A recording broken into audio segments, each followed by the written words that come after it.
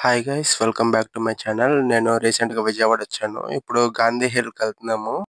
నేను గాంధీ హిల్‌కెళ్ళడం ఇదే first time. పదండి నాతో పాటు మీరు కూడా చూద్దురు గాని.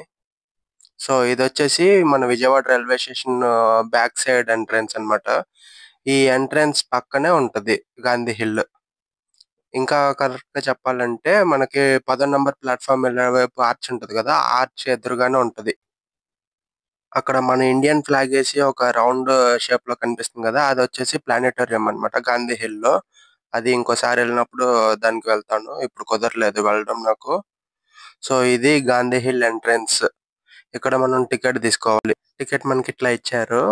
బైక్‌కి రూ. 20 పర్ పర్సన్‌కి రూ. 20 మేమిద్దరం వెళ్ళాము. 60 రూపీస్ అయింది. ఇప్పుడు ఇది ఘాట్ రోడ్ లాగా ఉందన్నమాట. ఘాట్ రోడ్ కొండ పైకెళ్తున్నాము. ఈ రోడ్‌ని చూస్తుంటే నాకు సేమ్ మన అమ్మవారి గుడి ఘాట్ రోడ్ లానే అనిపిస్తుంది నాకు.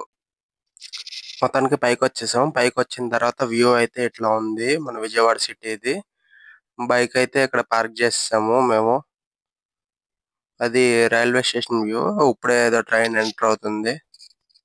సో, ఇప్పుడు బైక్ అయితే ఇక్కడ పార్క్ చేసేసాం అది. పార్క్ చేసి పదండి పైకెళ్దాం ఇంకేముందో.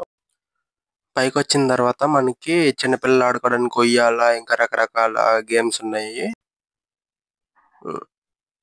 ఈ స్టెప్స్ ఉన్నాయి గదా! ఈ స్టెప్స్ వచ్చేసి సేమ్ ఢిల్లీలో రాజ్‌ఘాట్ లాగా రెప్లికేట్ చేశారు.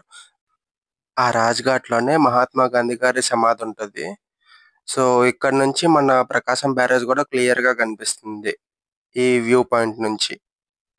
యాక్చువల్‌గా ఇంకో వ్యూ పాయింట్ ఉంది పైన. అక్కడికేమి వెళ్ళలేదు.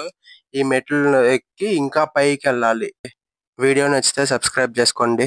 మీకిప్పుడు అక్కడ జెండా కనిపిస్తుంది గదా! జెండా ముందు ఆర్చ్ ఒకటి కనిపిస్తుంది గదా!